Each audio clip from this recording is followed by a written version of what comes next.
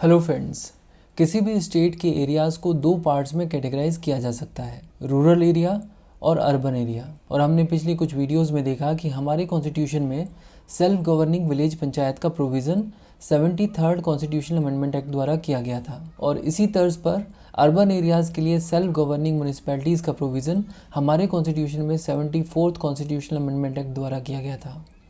तो बेसिकली ये जो दोनों कॉन्स्टिट्यूशनल अमेंडमेंट एक्ट हैं, 73rd कॉन्स्टिट्यूशनल अमेंडमेंट एक्ट और 74th कॉन्स्टिट्यूशनल अमेंडमेंट एक्ट, इन दोनों में हमें सेल्फ गवर्नेंस से रिलेटेड प्रोविजंस देखने को मिलते हैं। तो चलिए देखते हैं कि 74th कॉन्स्टिट्यूशनल अमेंडमेंट एक्ट किस तरह पास हुआ। साल 1989 में राजीव गांधी गवर्नमेंट ने एक कॉन्स्टिट्यूशनल अमेंडमेंट बिल को ड्राफ्ट किया था।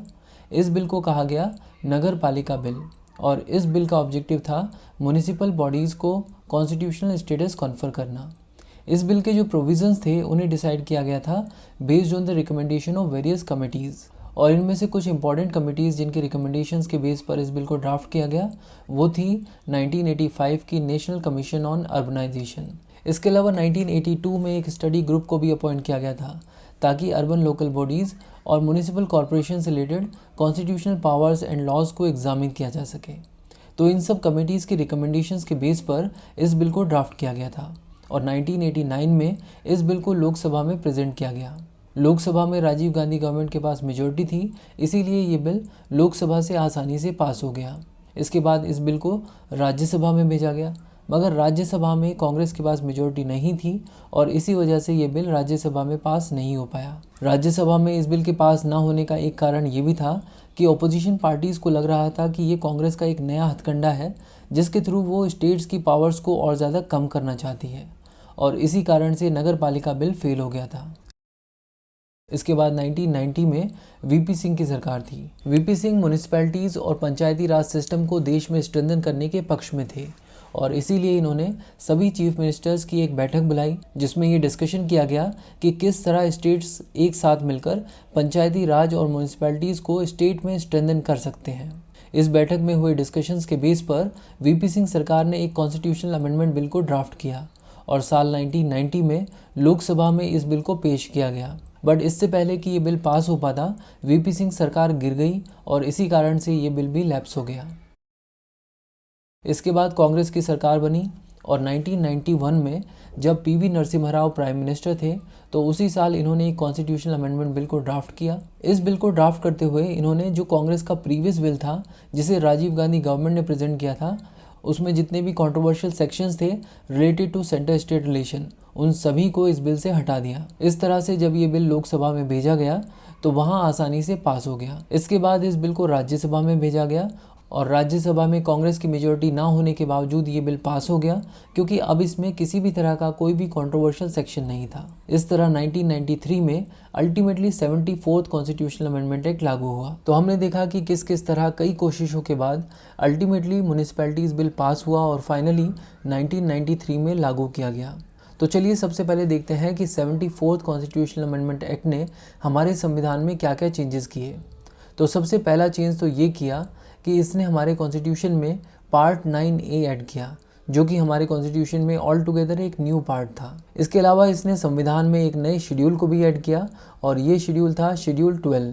पार्ट 9A में जो आर्टिकल्स हमें देखने को मिलते हैं वो हैं आर्टिकल 243P से लेकर आर्टिकल 243ZG तक। इसके अलावा 12th शेड्यूल में म्यूनिसिपैलिटीज से रिलेटेड 18 फंक्शनल आइटम्स को ऐड किया गया। इस तरह 74th कॉन्स्टिट्यूशनल अमेंडमेंट एक्ट ने म्यूनिसिपैलिटीज को कॉन्स्टिट्यूशनली प्रोटेक्ट, प्रिजर्व और रिकॉग्नाइज किया।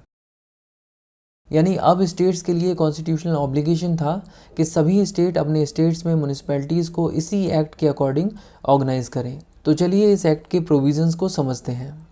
इस एक्ट में स्टेट के अर्बन एरियाज़ को 3 कैटेगरीज में डिवाइड किया गया: नगर पंचायत, म्यूनिसिपल काउंसिल और म्यूनिसिपल कॉरपोरेशन। नगर पंचायत मतलब वो एरियाज़ जो रूरल एरियाज़ से अर्बन एरियाज़ की तरफ ट्रांजिशन हो रहे हैं। मतलब कुछ समय पहले तक ये रूरल एरियाज़ थे मगर कुछ ऐसे चेंजेस हो रहे हैं जिसके चलते वो अर्बन एरियाज़ में तब्दील हो रहे हैं, लेकिन अभी भी पूरी तरह से अर्बन एरिया नहीं बन पाए हैं। तो इसीलिए इन एरियाज़ को नगर पंचायत कहा गया। इसके अलावा जो स्मॉलर अर्बन एरियाज़ हैं उन्हें म्युनिसिपल काउंसिल कहा गया और लार्जर अर्बन एरियाज़ को म्युनिसिपल कॉरपोरेशन कहा गया। अब क्वेश्चन ये है कि ये कैटेगराइजेशन करने की पावर किसके पास होगी? तो ये पावर दी गई है गवर्नर को।